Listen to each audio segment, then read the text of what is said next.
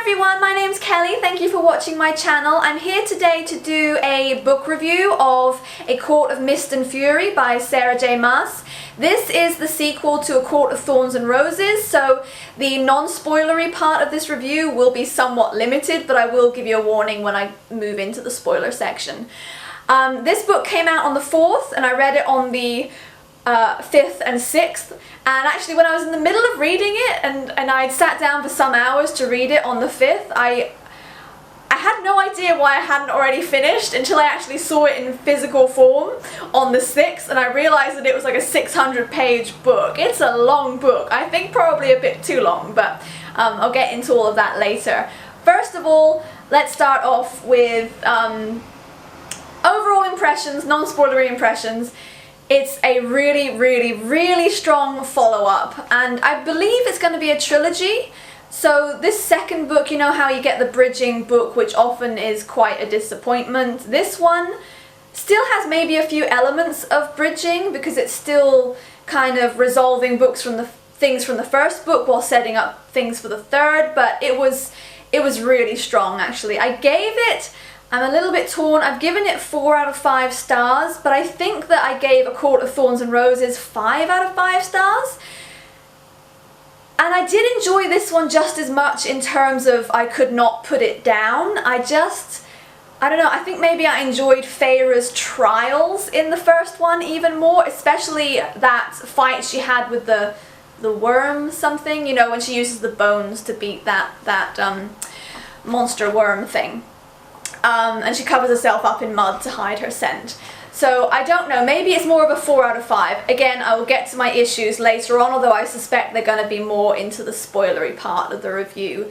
It starts off 3 months after the events at the end of A Court of Thorns and Roses, and I don't think it's revealing too much to say that Feyre is struggling with what she had to do at the end of that book and what the sacrifices that had to be made to save Tamlin. And I thought that that came across really well, the damage that had been done to Feyre. And this book really is about her coming to terms with her new self. Obviously she you know, again, don't watch this review if you haven't read A Court of Thorns and Roses, but if you had, I'm going on. She became Fae at the end of that book, so of course she's learning about that side of herself, but she's also just inherently now different because of what she went through, and she's coming to terms with that. So this book is about her healing, and you might be surprised at, you know, the source of that healing. As I said, a little bit too long, kind of fan servicey, wish fulfillmenty when it comes to the amount of sex in this one. We did get some smut in the first one, but this one amps it up to another level. It's definitely new adult instead of young adult, and I don't know how much more I can say. It is really strong. I really enjoyed it. You should read it. There are way more new, fascinating characters. Of course, we go to the Night Court, which I have pledged allegiance to, hence I am in black today. The Night Court is fascinating, but we also visit the Summer Court? No, which court do we visit? I'll put it on the screen. We visit another court, and that's all very interesting. So that's going to be my end to the non-spoilery parts of the review. Do not stick around for the spoilers, because this was a real nice book to discover unspoiled. So just don't watch on if you haven't read it yet. And also maybe avoid the comments below, because one of the reasons I haven't done a review video for so long is because I do them to engage with people about the book I'm talking about, and they tend to be the least watched video of mine, and I never really get that kind of interaction. So I'm hoping that I will, particularly from the people who have already read it. So if you go down there, you could be spoiled. So, you know, spare yourselves and come back when you've read the book. So bye for now, bye bye, bye bye, shoo shoo shoo shoo shoo, bye bye. Okay, spoilery people. Fair warning to you, I only finished this yesterday, and then I got up this morning and scribbled down notes in no particular order for the sake of this video. So it's probably going to be quite choppy and long. So let's start off with some of the things that I really liked about this sequel book. I loved the empowerment that Feyre goes through, the sort of re-self-discovery, that darkness within her that she shares really with Rhysand in more ways than one. You know, Rhysand was suffering under Amaranthia for 50 years. Like, if anyone's damaged by it, it's him. And then Feyre probably comes after him because of the intenseness of what she went through. She's honestly, the stuff that she went through in A Court of Thorns and Roses, I've never read a character go through quite that much brutality in young adult fiction. It was yeah, so you better believe that she's changed by that, and that was really believable to me. I like the feminine power in this book, because there are so many really powerful men that it would be so easy for the females to be overshadowed and become the protected, but Feyre becomes a protector. She is really powerful within her own right, and it's Rhys who helps her to see that, and that's way more an element of this book than the last one. Yes, I know that Feyre overcomes and she does many things, but I feel like she does more for herself in this book as well as other people, which I really liked. And actually, I think you know from the very beginning of this book that things are not going well with Tamlin. The fact that all you ever really see them do is have sex, that's the only time where things ever seem to work between them. He doesn't include her in any of his planning. He sleeps in her room, but she's never even been to his. There's very definitely a role that she's been painted into, which has been occupied by other women before, and that doesn't fit her. Everything's very rigid in the Spring Court. There's the tithe or the tithe, where people basically pay a tax, and Tamlin is very unsympathetic towards these water wraiths that can't pay it because there is no food and no food to sell, so they cannot pay the tithe. So in the end, you know, Feyre gives them some jewels to pay the tithe with, which, you know, is a source of some friction between her and Tamlin, but later becomes a very useful thing because she and Amren is later rescued by the water wraiths before they're about to drown.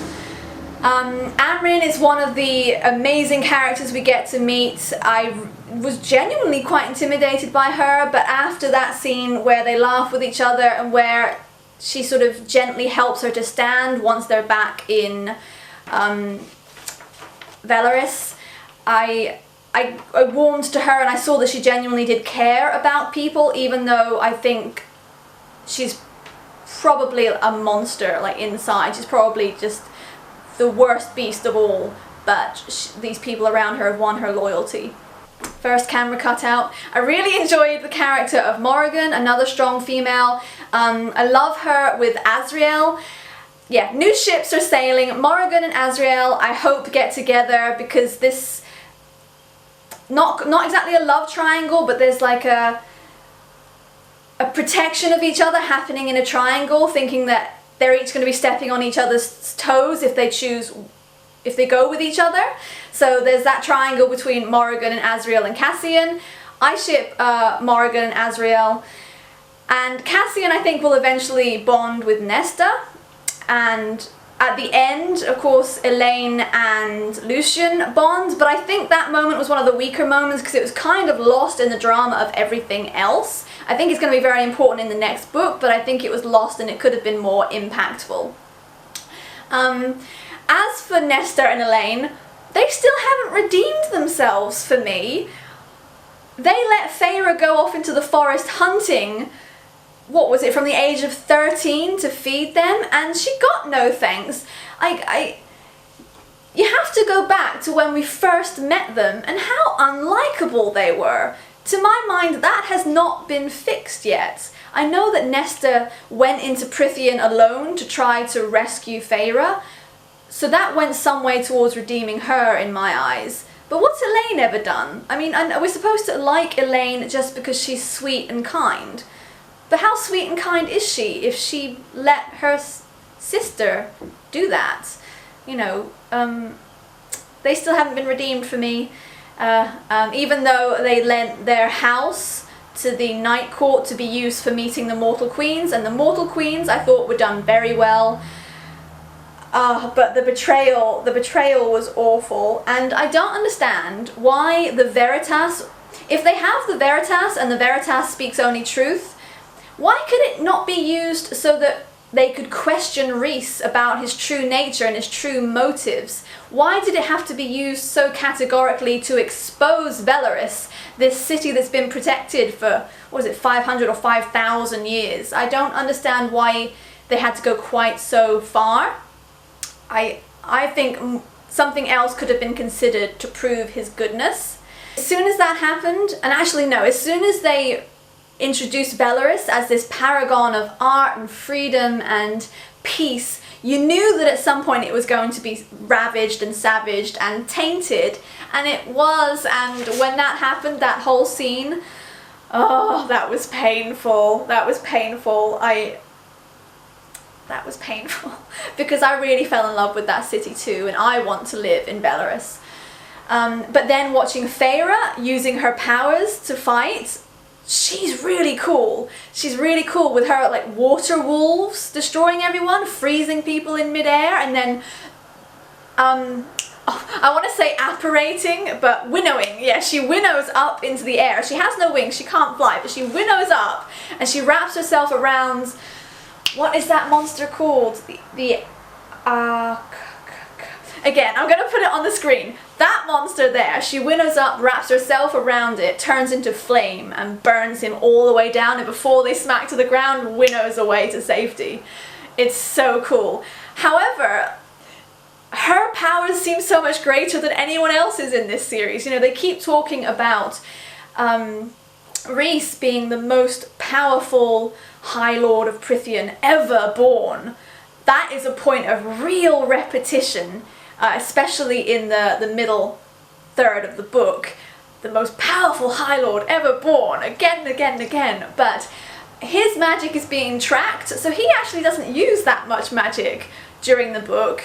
So I kind of don't buy it anymore. Plus, that wasn't mentioned in the first book. In fact, Rhys seemed to have some admiration for Tamlin's level of power and savagery. So I just, yeah, the balance of powers seems to be slightly off. Although when Rhys does come in as Velaris is being attacked and that shadow just kills as it envelops, that was pretty damn cool. Yeah, and as for Rhys, like, his whole redemption through this book was very Warner-ish, as in Ignite Me by Tahara Mafi, the character of Warner, which we, you know, Rhys had that same complexity from the very beginning, so this kind of redemption was pretty predictable, and the fact that he is Feyre's bond was obvious from the end of A Court of Thorns and Roses, when, as he's leaving her, he stumbles and looks at her with shock. It was obvious from that point who and what they were to each other.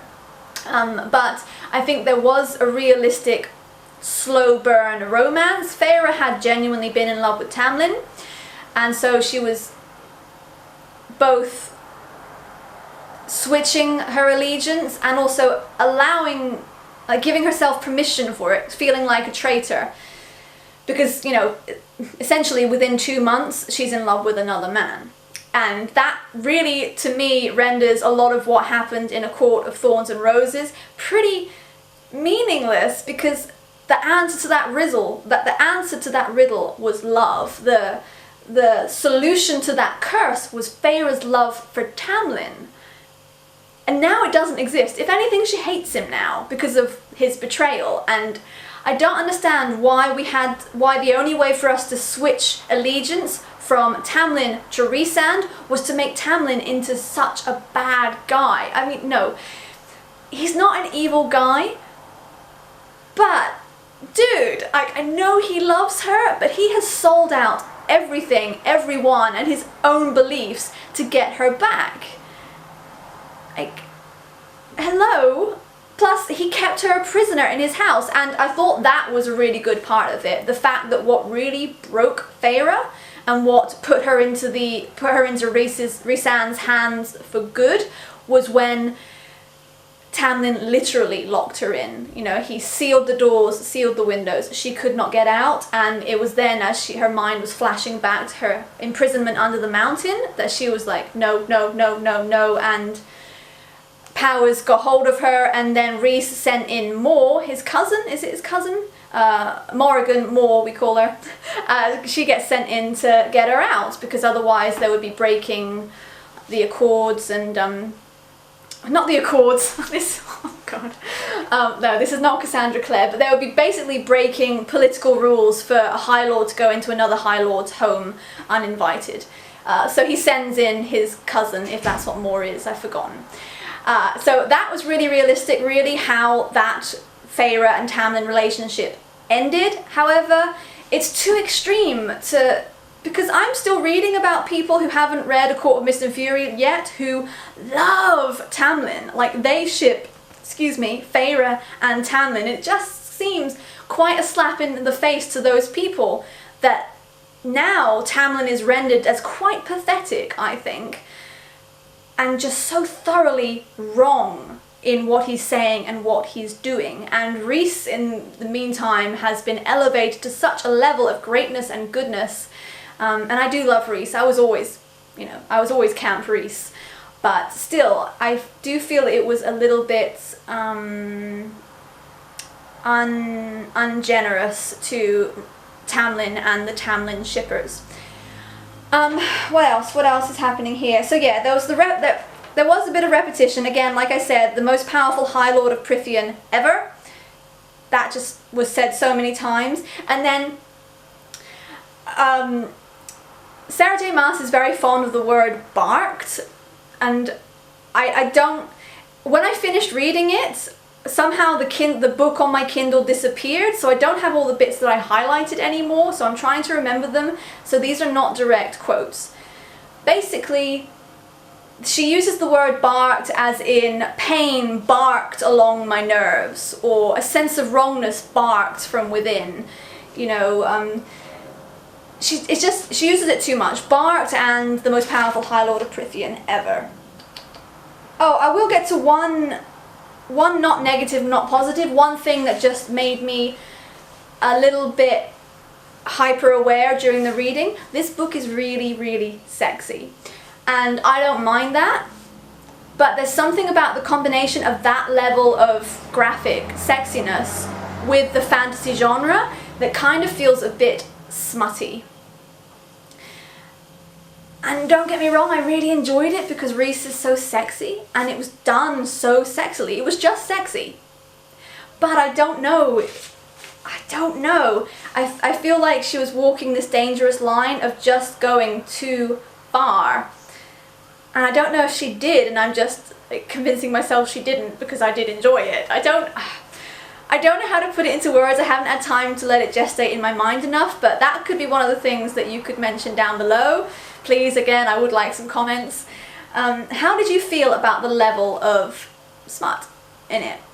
And also, I think one of the first signs you have that Rhys really is the one for Feyre above and over Tamlin is the fact that at the very beginning of the book you see Feyre unable to sleep, having nightmares, then vomiting each night, and Tamlin just sleeps on. Whereas when that same thing happens in the Night Court, Rhys is there, holding back her hair, trying to comfort her. There's none of this burying your head in the sand, trying to pretend it didn't happen, which was Tamlin and Feyre's downfall. They did not communicate about it. I think Feyre wanted to, but Tamlin didn't. He just ploughed on, obsessed. Again, I talked about the mortal queens. They were very interesting, and looking back it makes sense that they were so swayed by the cauldron and the promise of eternal youth. Because the way that they were introduced was about like colouring for the Golden Queen, and then just about age. The ancient one, the youngest ones, the middle-aged one, you know, it kind of all harks back, and I thought, yeah, I can understand their motivation now. What happened to the Golden Queen, the way she was delivered, piked, when they invaded Velaris, I was like, oh my god, that is like that for me was kind of a Claire Bedore moment from the first book, because we know that an incredible violence happened just out of sight we're just introduced to it at the end when the deed has been done. We catch her last breath, and I felt so sad for her. Okay, we've had our second cutout. This is not a good sign. Let's get on with it. When Feyre describes the Golden Queen as looking like a lion, and apparently since she delivers the Veritas to them, having a lion's heart, I actually thought she might make a good mate for Tamlin, because Tamlin's got that animalistic thing going on, and he is inherently good even though he's doing such dickish things. So I really liked what happened with the Golden Queen in the sense that it was impactful and shocking and appropriate. I also like the fact, I don't know if you noticed, that both books end with a snap. So Court of Thorns and Roses, Feyre's neck snaps, and that's the end and the beginning of everything, really, and that's the sound that they all hear, her snap.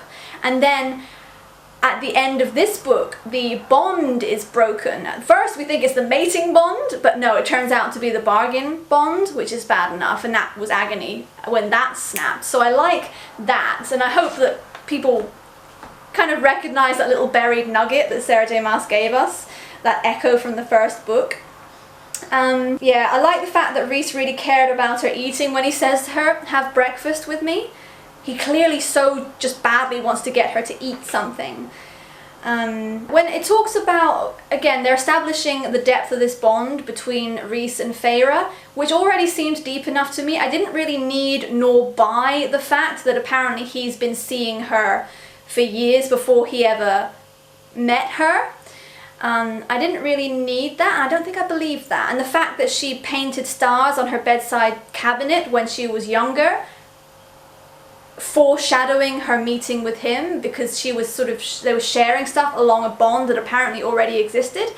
That was kind of going maybe a little bit too far. I didn't quite buy that. However, I love the reveal that when she was imprisoned under the mountain, and at like a moment of a key moment of despair, she hears music, which kind of gives her the courage to carry on. And it was Rhys who sent the music to her. And she asks why he did that, and I don't have a direct quote, but he says something like, "Because you were breaking, and I didn't know how else to help." And it was gorgeous. I did enjoy the fact that there were more trials, like that sort of recognizable thing that we had in the first book, Feyre having to go through trials and jump through hoops to unite the two halves of the book of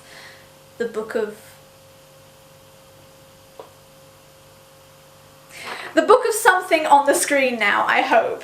I liked that, but again, I think I preferred the trials in the first book, even though they were scary in this one as well. I love the fact that Rhys wants her to be strong and able to protect herself, whereas Tamlin really just wants to keep her weak so that she needs him and that he can be the protector. Yeah, it's so clear how wrong Tamlin is for her. I just wish Tamlin hadn't been made into a comparatively a villain. I think that Feyre got too mad when she realised that she and Rhys were mated and he hadn't told her. I think it was really cold for her to just leave him after he'd been poisoned and whipped and had arrows through his wings. She just dumps him outside the door in the snow and just disappears. I think that was pretty damn harsh. And then, even though she realised quite soon that she maybe shouldn't have left, that she was just running away like she always did, she still didn't try and go back with Morrigan the first time that she comes to visit the cabin. It's like, oh, just go back and let Rhys off the hook, my god.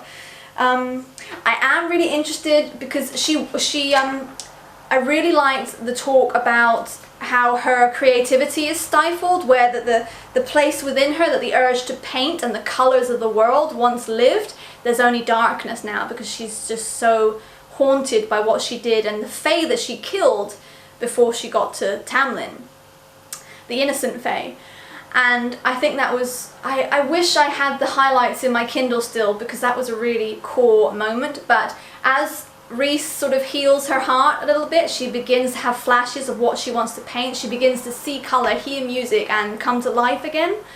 And there's a moment where she comforts Rhys after his nightmare, and she sees him Again, I'm talking to you like you haven't read this, and I know that you have because I instructed only the people that have to carry on watching this video. But, you know, she sees Rhys kneeling in the bed, wings down, limp, sort of quite tragic but magnificent sight, and she wants to paint that. She doesn't paint it in this book, so I'm assuming she's going to paint it in the next, and I'm wondering if she's going to paint it while she's still in the Spring Court as a way just to feel connected with Rhys and her new family.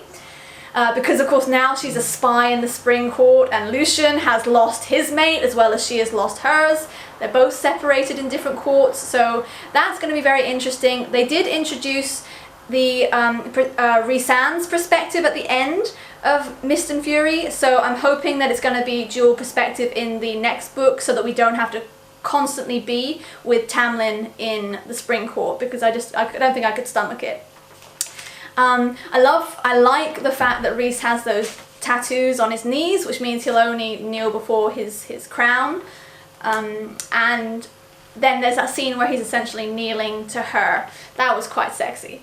And he swears her in as his High Lady. Not just mate, not just wife, he makes her High Lady. At the beginning of the book, Tamlin completely dismisses the idea of there being ever a High Lady, because there never has been, whereas Rhys is like, well, yeah, you're my equal, you should be High Lady, let's do it. And I love that reveal at the end of the book where she's still got one glove on and she's still got one tattoo still hidden after that bargain one was ripped from her. I wonder what will happen when that's discovered at the Spring Court. Anything else? Anything else? Actually, yeah, the physicality of sleeping with wings, that kind of needs to be explained to me, because there is a moment where they're in a little inn in a tiny attic room, and it's quite sexy actually. Rhys is talking about how he can't properly bed her there because of the wings, and I was like, how can you even sleep with those wings? I don't get it. I think that would be really, really uncomfortable, and they would just get in the way. That does appear to be everything I've written down. I did love the whole starfall celebrations, and when they get struck by stars in their head, and she smiles at him for the first time, and she hears him laugh genuinely for the first time. It was pretty, it was swoony. It was a very swoon-worthy book, and just Feyre's character development, as I said, her empowerment, it starts off, you know, just moments like she's so grateful to Rhys for letting her do what she wants to do and must do, and trusting her to take care of herself. So she says, and I realized how badly I'd been treated before, if my standards had become so low, if the freedom I'd been granted felt like a privilege and not an inherent right, because Rhys isn't giving her anything she doesn't actually already deserve. It's just that Tamlin took it away. No one was my master, but I might be master of everything, if I wished, if I dared. She is powerful. She has the gifts of all 7 High Lords, so that's interesting. Again, I need more balance between her power and Rhys's power. They need to be equals, and they're talking about him as if he's great, but I need to see more of his power. I was not a pet, not a doll, not an animal. I was a survivor, and I was strong. I would not be weak or helpless again. I would not, could not be broken, tamed. Yeah, it's awesome. And Rhys just shows her the way. He was her salvation. She would have been so miserable. I was standing in her shoes at the beginning of this book thinking, oh God, this is what you've got ahead of you, this court life? Hell no. You should have just died under the mountain. And it really, really did remind me a lot of Ignite Me by Tahira Mafi, when Juliet describes her feelings for Adam, her first love, versus her feelings for Warner. Endgame. Again, that could be spoilers too. I'm thinking that I was a lonely, hopeless person, and I might have fallen in love with the first thing that showed me a hint of kindness and safety.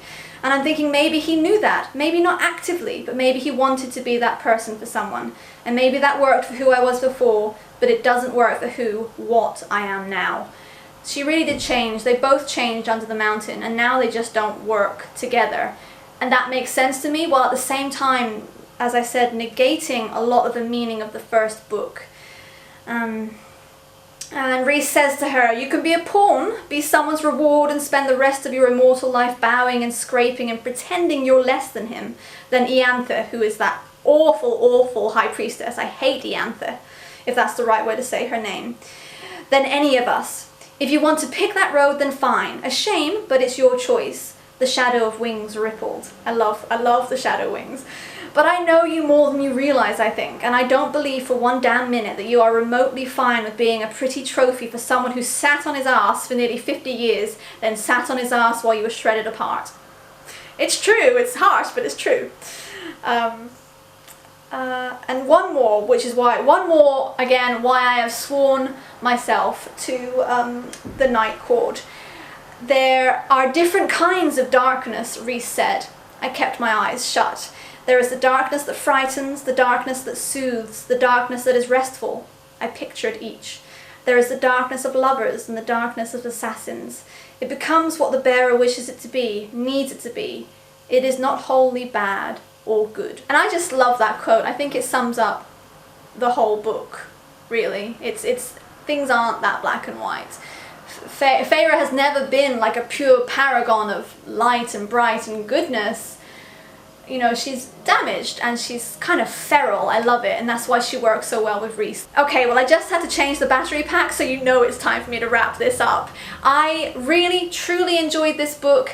I feel like the disparity between my rating for this one and my rating for A Court of Thorns and Roses is slightly off. I can't give it an unreserved 5 out of 5 stars because, again, there were some negatives that I hope you might reference in your comments down below. Again, please, please, please do comment. I want to engage on this. So maybe it's a 4.5 out of 5.